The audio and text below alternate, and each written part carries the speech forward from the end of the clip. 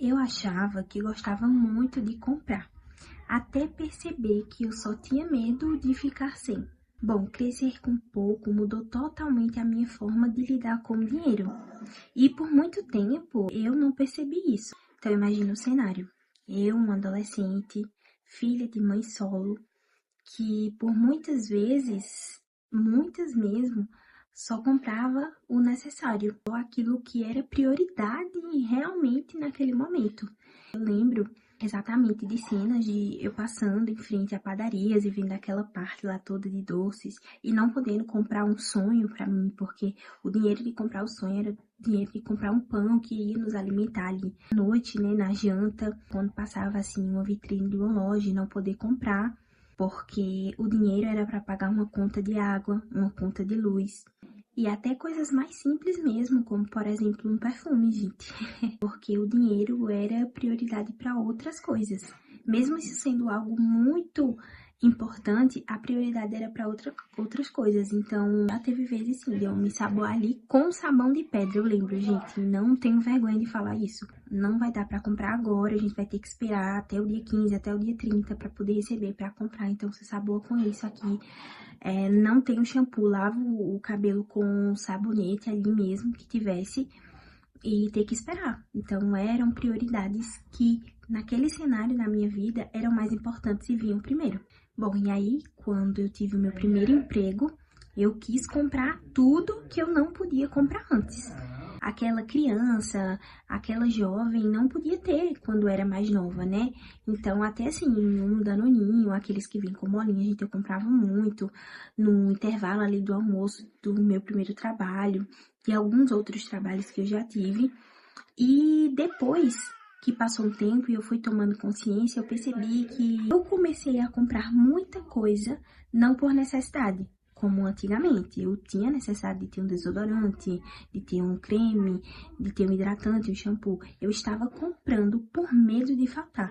Então, a compra excessiva, ela começou por causa desse sentimento de escassez. Eu preciso comprar agora, porque senão eu vou ficar sem. Isso acontece muito e principalmente com pessoas que tiveram uma infância mais difícil e que não podiam, né, ter tudo que precisavam ou até que queriam. Como veio essa mudança de pensamento, né? Como essa ficha caiu para mim? E antes mesmo de noivar ali, eu comecei a ter consciência que eu precisava ter uma reserva de emergência, que isso é muito importante. E para que eu fizesse o intercâmbio, quando eu decidi que iria fazer, eu precisava juntar um dinheiro para ter o dinheiro quando chegasse lá para alguma emergência. Inclusive, eu precisei para comprar as coisas que eu precisava para fazer o intercâmbio. Então, eu precisava ter ali aquele dinheiro guardado, porque eu iria precisar para alguma coisa maior.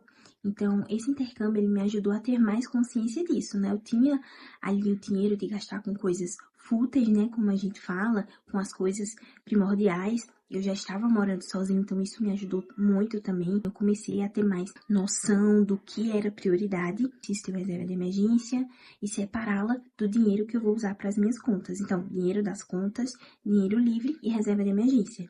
São basicamente esses 3 pilares que a gente precisa para ter aí uma organização financeira legal. Eu vou deixar o print aqui na tela, mas o que mais me ajudou foi fazer listas, e não listas aleatórias, mas separadas por categoria. No print vocês vão conseguir olhar que eu separava por, essa é a minha lista atual, inclusive, por coisa pessoal, hobby, né, coisas assim que não são prioridade, e eletrônicos, que eu coloco essa lista também. Vou lá na lista e observo cada uma das categorias e o que eu preciso comprar primeiro. Por exemplo, um Rexona, que eu tô precisando, que eu vejo ali que tá faltando, que vai acabar. Depois vem uma sandália, que é uma coisa que eu preciso também, mas não é uma prioridade naquele momento, porque eu tenho outras e consigo usar. E assim, consequentemente, em todas as outras categorias. Isso me ajudou muito a entender a diferença entre necessidade e vontade momentânea. Porque uma coisa é você precisar daquilo, você saber que é uma necessidade no seu dia a dia. Outra coisa é uma vontade que você tem, que de certa forma é uma necessidade, mas é momentâneo. Aquilo ali pode esperar, aquilo ali é por um momento, às vezes é só por uma ansiedade. E depois que eu comecei a consumir com mais consciência, eu comecei a conquistar coisas que antes pareciam difíceis. Então, por exemplo, a viagem à França, né? Eu consegui organizar o meu intercâmbio e, enfim, fazer o intercâmbio. Fora outras coisas da vida pessoal também, como uma casa, um automóvel. Economizar não é deixar de viver, é viver com consciência. Para finalizar, eu vou deixar algumas perguntinhas que você pode fazer para você mesmo antes de comprar alguma coisa. Realmente isso faz sentido para minha vida agora? Eu realmente estou precisando disso agora com urgência? Ou é só para suprir um desejo, uma ansiedade, um sentimento de escassez, ou até suprir uma necessidade do meu eu antigo, né? E terceiro, isso vai se encaixar nas minhas contas atuais, na minha organização financeira atual, tanto a médio quanto a longo prazo? Essas 3 perguntinhas, elas já vão eliminar aí 90% de compras que você talvez faria por impulso. E lembre-se, você sempre vai estar aprendendo. Eu, por exemplo, ainda estou aprendendo muito sobre essa questão financeira e quero aprender cada vez mais.